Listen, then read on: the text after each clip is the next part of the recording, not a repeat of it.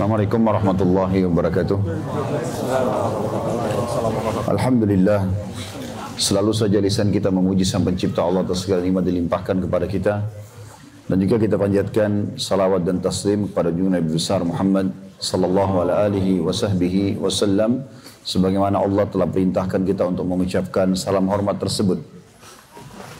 Tentu ini adalah ta'lim kita yang kedua, sekali di Mekah dan sekali di Madinah. Kalau kemarin di Mekah kita coba di dalam ruangan, maka ini di luar ruangan tentunya, biar Bapak Ibu juga bisa lebih mengenal seperti inilah pohon kurma dan perkebunan kurma seperti ini. Dan di zaman Nabi SAW cukup banyak, dan memang Madinah terkenal dengan pohon-pohon kurmanya. Dan tentu pohon kurma ini disebutkan dalam banyak sekali hadis kalau dia akan termasuk salah satu dari pohon-pohon surga. Termasuk juga buahnya adalah buah kurma yang akan dihidangkan nanti di surga.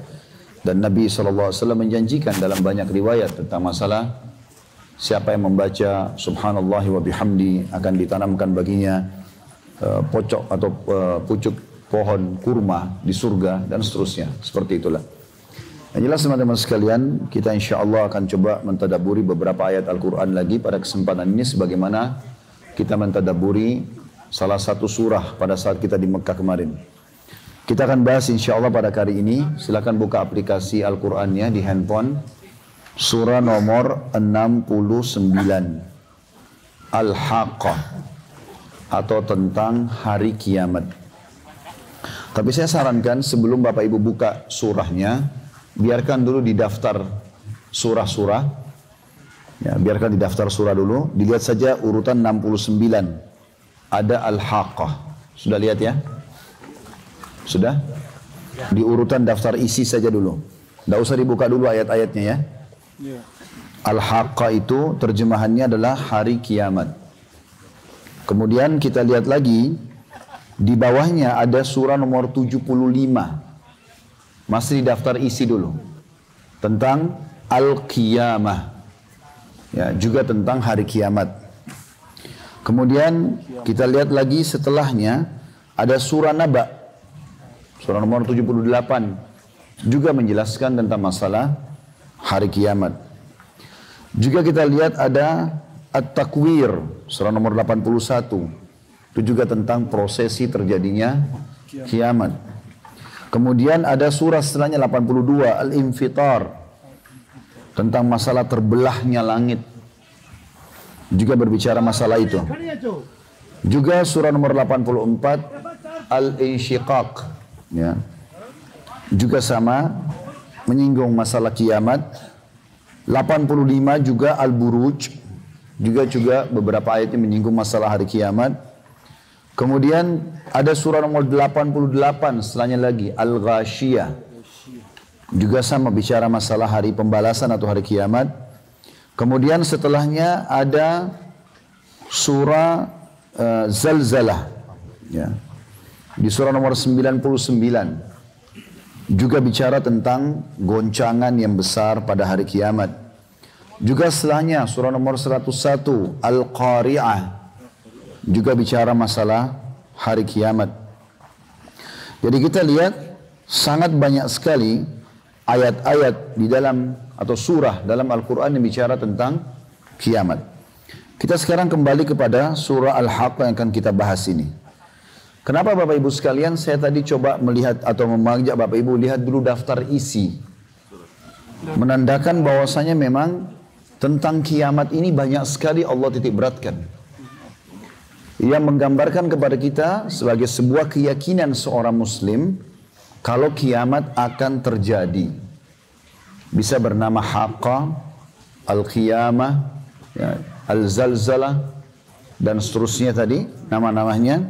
Semua itu menandakan memang akan terjadi kiamat itu. Kalau Bapak Ibu yang punya anak kecil sekarang, maka dengan adanya anak kecil kita itu, berarti sebenarnya kiamat buat kita makin dekat.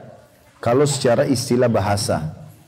Karena kalau seseorang sudah dekat dengan masa kematiannya, disebut dengan telah datang kiamatnya. Nah, kiamat kecil maksudnya buat dia. Karena memang dengan datangnya anak-anak kita itu berarti sudah ada generasi pengganti kita. Sebagaimana dulu pada saat kita masih kecil, atau pada saat kita masih kecil, orang tua kita pun sebenarnya telah datang kiamat kepada mereka. Gitu kan? Mungkin yang orang tuanya sudah meninggal dunia, maka dia sudah tahu masalah itu. Waktu kita masih kecil persis seperti anak-anak kita sekarang. Artinya sudah ada generasi yang akan menggantikan kita. Itu terus akan berjalan sampai nanti kata Nabi SAW tidak akan terjadi kiamat sampai semua manusia yang sudah Allah takdirkan diciptakan lahir. Maka terus akan ada generasi yang datang. Tapi hal ini memberikan sebuah bukti kepada kita kalau memang kita akan melalui ini, teman-teman sekalian. Berapa banyak orang yang sudah meninggal dunia yang sama dengan kita tanggal lahirnya dan tahun lahirnya. Satu hari saya pernah lihat sebuah koran tanpa sengaja di rumah orang tua saya di Makassar. Kemudian di cuplikan pertama sekali dari koran itu, saya lupa berapa tahun yang lalu, sempat ada seorang pemain bola dari Afrika, tapi terkenal, entah namanya siapa, karena juga saya tidak luangkan waktu untuk menghafal nama-nama mereka. Tapi yang jelas, pada saat itu saya sempat baca, meninggal tiba-tiba di lapangan bola, dan tanggal lahirnya tahunnya sama dengan saya, subhanallah. Waktu itu mungkin sekian tahun yang lalu, mungkin ini kisah sekitar 15 tahun yang lalu gitu. Maka saya menjadikan sebagai bahan muhasabah. Tidak harus menunggu mungkin rambut kita semuanya uban, jenggot kita uban baru kita meninggal dunia. Tapi kematian itu bisa datang kapan saja. Dan dia sangat misterius. Maka setiap muslim tidak boleh dia lalai dan dia harus berhati-hati. Harus engah. Kita harus sadar kalau masa lalu kita sesuatu yang baik, kita bersyukur kepada Allah Subhanahu wa taala. Tapi kalau masa lalu kita penuh dengan kelam dan dosa, nah kita bertaubat segera, mumpung Allah masih berikan kesempatan. Kata Nabi SAW, at-taubat tajubu ma qablaha. Taubat akan menghabiskan atau menghilangkan semua kesalahan masa lalu. Tapi tidak boleh ditunda. Karena hari kiamat, salah satu maknanya adalah hari kebangkitan untuk dibalas. Sebenarnya nanti kita akan baca ayat-ayatnya di sini. Bagaimana Allah menekankan bagi orang beriman, sadarlah, sadarlah akan ada pembangkitan. Kamu akan mati, kamu akan menemukan semua perbuatan-perbuatan yang kau kerjakan. Apakah itu baik ataupun buruk. Saya kuatkan kembali apa yang kita sampaikan pada saat di fase Mekah kemarin, atau pada saat kita di Mekah. Kalau seseorang di antara kita teman-teman sekalian menjadi orang yang beriman, seperti kita insya Allah sekarang, mudah-mudahan Allah tutup juga kematian kita dengan keiman ini. Kita merasakan kebahagiaan kok, karena kita sebagai orang beriman bisa makan, bisa minum, bisa menikah, dalam arti kata melakukan biologis yang halal, bisa berdagang, bisa mengejar titel akademik, bisa melakukan apa saja. Sebagaimana orang kafir juga melakukannya, tetapi mereka tidak punya panduan, mereka tidak kenal namanya halal dan haram, mereka cuma tahu lakukan saja. Maka mereka menempuh cara ribawi, mereka menempuh cara manipulasi, mereka menempuh segala macam hal, bahkan mengambil haknya ahli waris dan seterusnya, yang kita dalam Islam dipandu. Tetapi kebahagiaan yang kita dapatkan adalah di dunia kita punya panduan hidup, di akhirat juga kita akan mendapatkan yang terbaik. Udah di sini kita bahagia, di akhirat juga kita bisa bahagia. Orang kafir hanya sampai di dunia saja. Mereka tidak akan dapatkan apa-apa di akhirat itu. Kita akan baca sekarang ayat-ayat ini dan kita akan kuatkan dengan beberapa penjelasan dari Nabi SAW tentang kiamat itu. Saya akan membaca mulai dari ayat pertama. Allah sebutkan, A'udzubillahi minasyaitonirrajim. Bismillahirrahmanirrahim. Al-Haqqah. Hari kiamat itu. Kiamat dari kata-kata kiamat artinya hari kebangkitan. Didirikan lalu dibangkitkan nanti untuk diminta pertanggungjawaban pada hari kiamat. Allah bilang lagi di ayat keduanya, Mal-Haqqah. Apakah kamu tahu apa itu hari kiamat? Ayat ketiganya, Wa ma adraka mal-Haqqah. Dan tahukah kamu apakah itu hari kiamat? Ini tentu retorika dalam bahasa Arab untuk jazbul intibah, menarik perhatian audiens atau orang yang sedang diajak berbicara. Seringnya diulangi. Tahu nggak kenapa begini? Tahu nggak kenapa kita di sini? Kenapa kita datang? Kenapa kita pergi? Dan seterusnya. Ini untuk menarik perhatian orang yang akan kita sampaikan informasi. Biasanya cara ini untuk lebih menarik perhatian supaya lebih dihati-hati gitu. Maka Allah sebutkan 3 ayat pertama menyebutkan Al-Haqqah ini. Apakah kau tahu itu kiamat? Apa kau sadar itu akan terjadi? Apa ini dan itu? Ya. Lalu Allah menggambarkan di ayat 4-nya, Kadzabat Samud wa 'Adun bil qari'ah. telah ada kaum sebelum kalian bernama Thamud, yaitu kaumnya Nabi Saleh, dan Ad, kaumnya Nabi Hud, telah mendustakan hari kiamat itu. Nabi Saleh sama Nabi Hud itu menyampaikan kepada mereka kaumnya tentang hari kiamat. Mereka mengatakan, mana kiamat itu? Masa bisa kita pada saat sudah meninggal lalu dibangkitkan lagi? Mereka mendustakan itu. Lalu Allah menggambarkan agar kita jangan seperti mereka nasibnya. Allah bilang, فَأَمَّا ثَمُودُ فَأُهْلِكُوا بِالطَّاغِيَةِ. Ayat 5-nya. Adapun kaum Samud yang akhirnya Allah tutup hidup mereka, dibinasakan dengan kejadian yang luar biasa. Ya, kejadian yang luar biasa. Ya, sebagian ayat-ayat lain.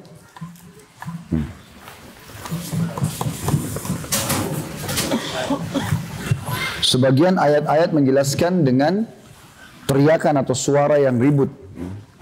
Kaum Samud ini teman-teman berada di sini ya, dekat dari kota Madinah kurang lebih 4 jam. Cuma sebagaimana saya sempat bahasakan di Mekah kemarin, sampai sekarang pemerintah Saudi masih tutup tempatnya. Tapi satu waktu insya Allah kalau sudah dibuka, kita akan buatkan program itu. Sekarang kurang lebih 4 jam dari sini, dan pernah kami datang ke sana sebenarnya ya, dijadikan sebagai tempat yang bisa dikunjungi oleh pemerintah Saudi. Tentu ada larangan untuk mendatangi tempat kaum yang pernah dihukum, gitu kan. Tapi Nabi SAW dalam riwayat lain pernah lewat di tempat kaum Samud ini, kemudian beliau berkata kepada para sahabat, kalau kalian lewat maka menangislah agar jangan sampai kalian dikena cobaan tersebut. Dalam arti kata ambil pelajaran dari mereka. Dan banyak pendapat ulama juga yang mengatakan boleh seseorang mendatangi tapi bukan untuk rekreasi, tapi untuk mengambil pelajaran. Sebagaimana kita juga boleh datang melihat muminya Fir'aun misalnya, atau peninggalan piramidanya, untuk mengambil pelajaran. Jadi bukan hanya sekedar datang foto-foto misalnya, tapi memang betul-betul mengambil pelajaran bagaimana mereka manusia seperti kita sebelumnya yang Allah sudah binasakan.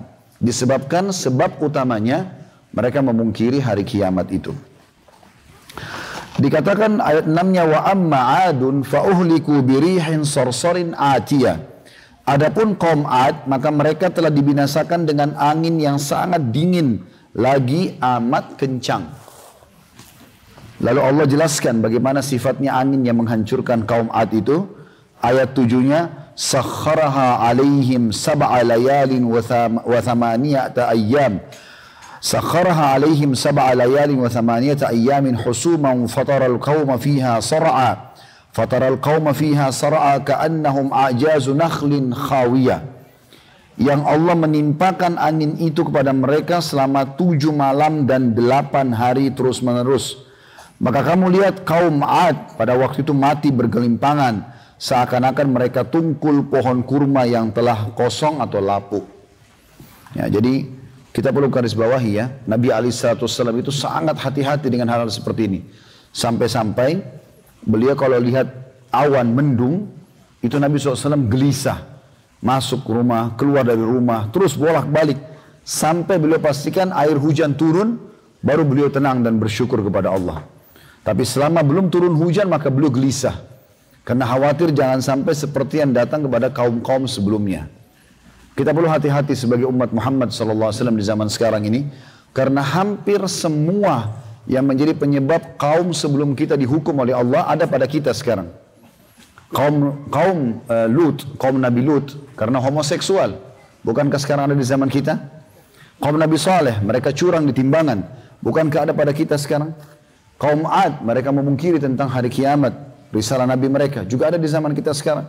Banyaknya orang ateis, banyaknya orang melakukan banyak kesalahan-kesalahan. Ya. Dan ini berbahaya sekali. Bayangkan saja kalau kaum Nabi Saleh, kaum Thamud tadi Allah sebutkan, hanya karena curang di timbangan, walaupun ada kesalahan yang lainnya ya, tapi sudah cukup Allah binasakan mereka. Dan ini berbahaya sekali. Di zaman kita ini sangat terancam. Dan begitu mudahnya Allah kalau mau datangkan masalah. Negara kita sudah berapa kali Allah datangkan tsunami, Allah datangkan banjir, Allah datangkan virus penyakit, hama, banyak sekali. Berapa kali kita dengar di berita di Indonesia, pada saat petani mau panen, begitu mau panen, subhanallah, datang tikus entah dari mana, habislah. Ya. Berapa kali kita temukan mereka pada saat mau bercocok tanam, lalu peceklik, tanah pecah-pecah, kering, tidak bisa tumbuh. Berapa banyak kita dengar orang sakit, kena penyakit segala macam modelnya, dan tidak punya kesembuhan atau tidak menemukan kesembuhan. Ya, dan hari-hari sekarang ini, Allah lagi perlihatkan keajaibannya. Dengan adanya virus corona, tidak ada orang yang bisa membendung itu. Bahkan negara yang mengatakan dirinya mendekati adik kuasa pun, seperti Cina, tidak bisa berbuat apa-apa. Allah subhanahu wa ta'ala datangkan pada mereka banyak hal, bahkan ada cuplikan yang kita lihat sekarang. Allah datangkan bertubi-tubi, datang burung gagak yang entah dari mana asalnya, datang lalat-lalat yang besar entah dari mana asalnya, dan mereka tidak bisa lawan itu. Dan subhanallah ini sudah terjadi di sebelum kita. Sudah terjadi di sebelum kita, ini bukan baru gitu. Ya, bagaimana Allah subhanahu wa ta'ala datangkan kepada mereka tanda-tanda kebesarannya dan Allah binasakan. Sangat bodoh kalau ada orang mau melakukan perbuatan yang sama dengan mereka, lalu mengetes apakah Allah akan datangkan hukuman atau tidak. Saya pernah dapatkan itu di Indonesia, ada yang bahkan berani mengatakan, kalau memang betul orang homoseksual itu akan dibinasakan oleh Allah sebagaimana kaum Lut, kenapa Allah nggak binasakan Amerika, kenapa Allah nggak binasakan Australia, Eropa, sementara mereka punya homoseksual. Orang ini nggak punya ilmu sama sekali. Masa kita mau tunggu dulu Allah binasakan baru kita percaya? Kan sudah ada orang sebelumnya. Sekarang kita punya kebun seperti ini. Misal ada orang punya kebun di sebelah, gagal. Karena mungkin dia tidak membasahi dengan air misalnya, tidak menggunakan pupuk yang baik dan seterusnya. Lalu kemudian kita mengatakan, tidak apa-apa deh saya coba seperti dia. Enggak, salah. Kita kalau mau berhasil kita harus ikuti orang yang sudah sukses. Kalau kita ikuti orang yang gagal, kita akan gagal juga tentunya. Dan tidak akan pernah ada perubahan dari apa yang sudah Allah tentukan itu. Allah akan binasakan orang-orang kafir, ya, orang-orang yang membangkang, dan juga Allah akan selamatkan orang yang beriman. Lalu Allah mengatakan di ayat 8, "Fahal tara lahum min baqiyah?" Apakah kalian melihat seorang pun yang tinggal di antara mereka? Ada nggak sekarang di antara mereka kaum Ad yang masih hidup? Padahal teman-teman perlu tahu ya, kaum Ad itu digambarkan poster tubuh mereka mendekati poster asalnya Adam alaihissalam.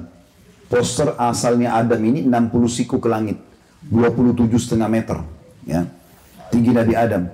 Kalau tidak salah di Saudinya ada ditemukan, ya, itu tulang manusia besar sekali. Kalau ukuran kita sekarang bisa masuk di bawah matanya, dan lingkaran matanya. Itu sangat besar, dan diprediksi ini adalah peninggalan kaum Ad. Jadi mereka sangat besar-besar. Allah gambarkan dalam ayat-ayatnya mereka tinggi besar, mereka kekar, mereka bisa membangun bangunan yang sangat besar-besar, kokoh, mereka kaya raya, mereka sehat dan seterusnya. Ya. Tapi Allah SWT binasakan mereka dengan angin yang kencang. Dan kita lihat kemarin tsunami di Indonesia, saya sendiri cuplikannya bagaimana orang-orang yang duduk di pinggir pantai, orang pada teriak pun mereka nggak bisa dengar. Mereka nggak dengar, akhirnya Allah hantam dengan itu. Kalau Allah mau binasakan orang gampang sekali, nggak usah jauh-jauh deh datang cobaan seperti ini teman-teman sekalian. Kalau Allah mau susahkan kita gampang sekali. Kita duduk begini, naudzubillah, tiba-tiba Allah buat satu urat saraf yang bermasalah. Kita bahasakan terjepit urat lah, atau apalah bahasanya. Atau kita tidur, tiba-tiba leher kita nggak bisa bergerak. Yang kita salahkan sering bantal, padahal bantal nggak ada salahnya, gitu kan? Allah subhanahu wa ta'ala kalau mau menghukum seseorang itu luar biasa, sangat mudah. Maka jangan pernah tantang Allah subhanahu wa ta'ala ini. Lebih baik kita mengakui sebagai kesalahan kita, kemudian kita bertaubat atau kita coba memperbaikinya, daripada kita berusaha untuk menantang. Nah, ini berbahaya tentunya. Ya. Lalu Allah menggambarkan di ayat 9-nya, "Waja'a Fir'aun wa man qablahu wal mu'tafikatu bil khati'ah."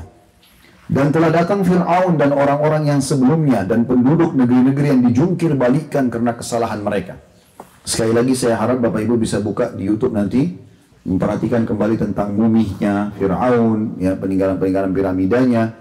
Ya, saya sudah ceritakan bagaimana waktu saya masuk sendiri ke museumnya dengan beberapa jemaah kita Uhud ini, dan melihat sendiri muminya. Itulah Fir'aun yang selama ini pada saat itu mengaku sebagai Tuhan, orang yang kuat dan segala macam hal. Dan memang pada saat itu ada pemicunya ya. Fir'aun itu termasuk orang yang dianggap gagah pada saat itu, badannya kekar, kekuasaannya setengah dunia dikuasai, pasukan perangnya nggak pernah kalah, segala macam kelebihan.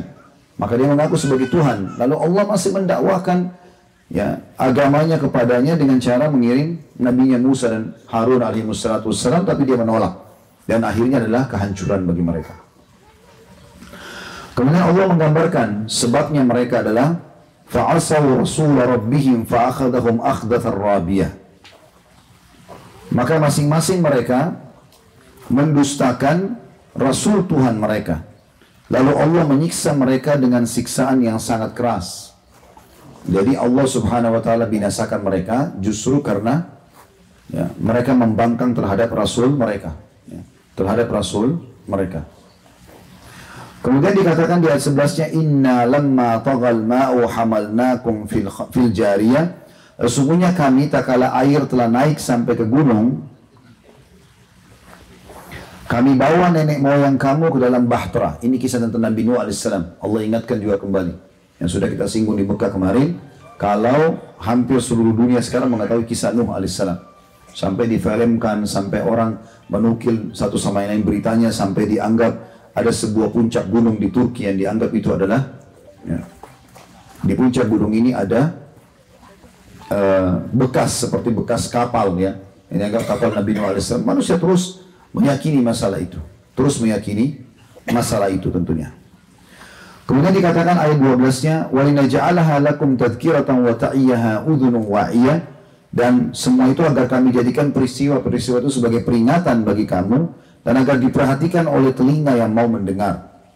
Jadi kalau sudah sampai kepada kalian dengar tentang ayat-ayat seperti ini, ikutilah, karena itu sudah jelas beritanya, dan bisa dilihat juga di lapangan terjadi masalah-masalah itu. Ayat 13-nya, فَإِذَا نُفِخَ فِي الصُّورِ نَفْخَةٌ وَاحِدَةٌ. Maka nanti akan terjadi apabila sangkakala ditiup sekali tiupan, وَحُمِلَتِ الْأَرْضُ وَالْجِبَالُ فَدُكَّتَا دَكَّةً وَاحِدَةً. Dan diangkatlah bumi ini, dan juga gunung-gunung, lalu dibenturkan keduanya sekali benturan. Jadi nanti gunung-gunung di bumi ini pada saat terjadi kiamat akan dicabut oleh Allah subhanahu wa ta'ala. Yang sebagian ilmuwan mengatakan sebenarnya gunung itu seperti paku yang bisa membuat bumi kita stabil. Pada saat gunung-gunung itu dicabut pada hari kiamat Allah SWT, maka dalam beberapa ayat digambarkan bumi ini seperti kapas ya, yang berterbangan dan tidak terarah karena sudah tidak ada gunung-gunungnya. Lalu Allah Subhanahu wa taala tarik kembali gunung-gunung itu, lalu dibenturkan dengan bumi ini sehingga menjadi tumpukan pasir saja. Makanya dikatakan mahsyar itu ya, tumpukan pasir yang atau padang pasir yang luas gitu. Berbicara tentang kiamat ini teman-teman sekalian, sebagai keyakinan seorang muslim, ada tanda-tanda, tadi sempat saya singgung di bus sedikit, ada tanda-tanda akan terjadi, dan ini juga perlu kita sampaikan karena sebagian orang sekarang banyak juga mengatakan kiamat akan terjadi pada tanggal sekian, pada bulan ini dan bulan itu. Ini semua butuh dalil yang kuat gitu. Sementara kita punya wahyu yang menyampaikan kiamat punya tanda-tanda. Ada tanda-tanda kecil, ada tanda-tanda besar. Tanda-tanda kecil ini dibagi lagi oleh ulama, ada yang sudah terjadi, ada yang sedang terjadi, ada yang belum terjadi. Kalau yang sudah terjadi adalah hadis Nabi SAW. Beliau bersabda, hitunglah kiamat itu ya, akan terjadi dengan 6 kejadian. Di antaranya adalah lahirnya aku, kata Nabi SAW, diutusnya aku menjadi Nabi dan meninggalnya aku. Ini sudah lewat semuanya. Tanda-tanda kiamat terjadi, lahirnya Nabi, diutusnya Nabi, dan juga meninggalnya Nabi alaihissalatu wassalam. Dan ini sebuah berita gitu kan, termasuk dibebaskannya Palestina di zamannya Umar bin Khattab, tersebarnya penyakit taun di zamannya Umar bin Khattab. Ini juga sudah terjadi semuanya. Ada tanda-tanda kiamat yang sedang terjadi di zaman kita sekarang, tapi masih tanda-tanda kiamat kecil ya, yaitu sabda Nabi alaihissalam, tidak akan terjadi kiamat sampai khamar dan zina tersebar luas dan diganti namanya dengan nama lain. Kalau sekarang kan kayak karaoke, diskotik, sebenarnya arahnya ke zina. Terbukti ada perempuan-perempuan penghibur di sana yang akan menemani orang, gitu kan? Walaupun orang mengatakan, oh saya ada karaoke keluarga, enggak, itu Anda mungkin. Tapi umumnya dibuka, ada perempuan penghiburnya dan akan menemani para laki-laki, itu arahnya ke zina. Dan diubah dengan istilah hiburan, gitu kan? Contoh, khamar juga begitu. Dianggap itu adalah minuman zaman sekarang, perkembangan dan segala macam. Ini sedang terjadi. Kemudian juga hadis Nabi SAW yang sedang terjadi adalah kata Nabi SAW, tidak akan terjadi kiamat sampai laki-laki menyerupai perempuan, perempuan menyerupai laki-laki. Di zaman kita ini sudah jelas, sampai ada orang operasi kelamin, dan di negara kita juga terjadi itu, gitu kan? Juga termasuk tanda-tanda kiamat adalah yang disebutkan di dalam tanda-tanda yang belum terjadi. Tentu yang sedang terjadi ini ada beberapa, tapi yang saya langsung pindah ke yang belum terjadi adalah terjadinya atau kembalinya Jazirah Arab ini menjadi sungai-sungai dan juga kebun-kebun. Kita tahu kan sekarang kalau Jazirah Arab ini semuanya padang pasir ya. Nah, nanti akan hari kiamat, sebelum hari kiamat terjadi akan kembali kebun-kebun. Tentu Syekh Shuraim, salah satu imam Masjid Haram Makkah, pernah menyampaikan dalam khutbah Jumatnya, beberapa tahun terakhir ini kan Saudi suka turun salju. Sampai mungkin Bapak Ibu tidak asing lagi pernah lihat ada cuplikan air, bukan air, pasir, padang pasir itu berjalan seperti di bawahnya ada air. Kena melelehnya salju itu. Dan memang ini makin, salju itu cepat sekali kalau sudah jadi cair, menyuburkan tanah. Dan ini bukan mustahil, kata beliau, adalah awal daripada pembukaan kembalinya Jazirah Arab subur lagi. Ya, subur lagi kembali. Ini belum terjadi tentunya. Ini belum terjadi. Jadi kalau ada menentukan kiamat sudah dekat akan terjadi begini begitu, ini belum ada. Ini masih ada tanda belum terjadi. Begitu juga dengan Malhamah Kubra atau perang besar yang terjadi antara muslimin sama Bani Asfar atau orang-orang Nasrani, ya. Yang kata Nabi SAW nanti akan terjadi koalisi antara kalian dengan orang-orang ini, ya, orang-orang Rum, ya, atau orang Romawi diistilahkan. Kemudian kalian akan memerangi satu kaum, tapi tidak disebutkan siapa satu kaum itu. Kemudian setelah itu kalian akan memenangkan peperangan. Habis itu semuanya pulang ke wilayah masing-masing dan tertinggal di negeri Syam, pasukan muslimin dengan pasukan Rum ini.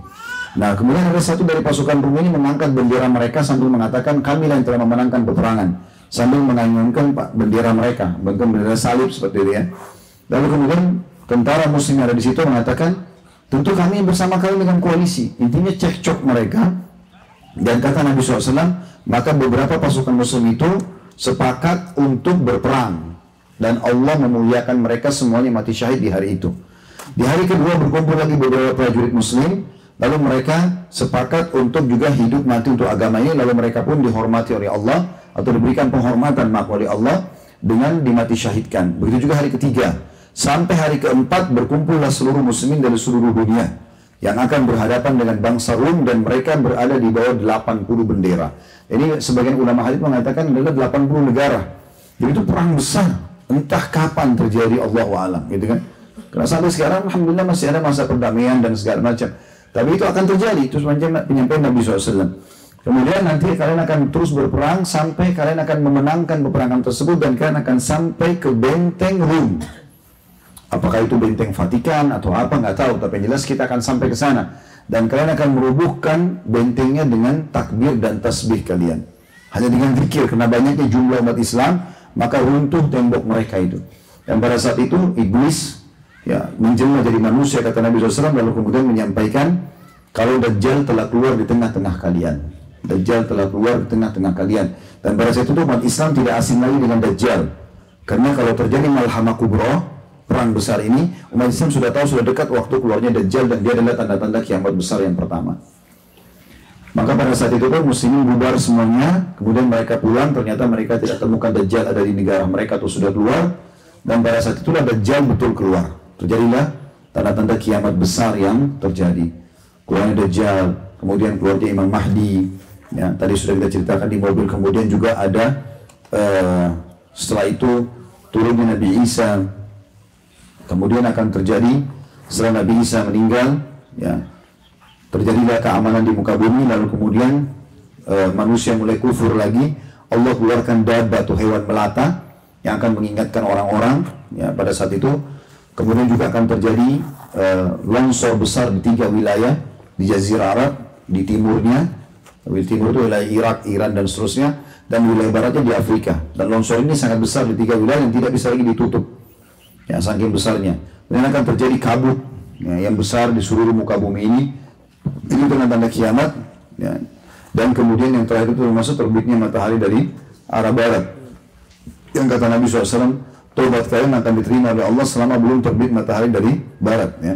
Kemungkinan besar tentu perputarannya. Kalau sekarang perputaran misalnya bumi ke arah, maka dia akan berubah arah nanti, sehingga kesannya matahari terbit tadi dari timur, kemudian pindah ke arah barat, seperti itulah. Dan ini tanda-tanda kiamat tentunya ada semua disampaikan oleh Nabi SAW. Tapi sebagai seorang muslim, kita bukan menunggu itu semua terjadi baru kita menyadarinya. Jadi bagaimana kita secara individu menyadari kalau kita akan bertemu dengan Allah Subhanahu wa Ta'ala, dan itu tidak melihat kita sehat atau sakit, dan akan ada hari pembalasan di mana semua amal kita akan dihitung oleh Allah Subhanahu wa Ta'ala. Dan Allah menyebutkan yang sudah kita hafal semua, "May ya'mal mithqala dzarratin khairan yarah Siapa yang berbuat seperti biji sawi dari kebaikan, pasti dia akan diperlihatkan dan diberikan balasannya. Wa may ya'mal mithqala dzarratin syarran yarah. Dan siapa yang berbuat seperti biji sawi dari keburukan, pasti akan diperlihatkan dan juga dihukum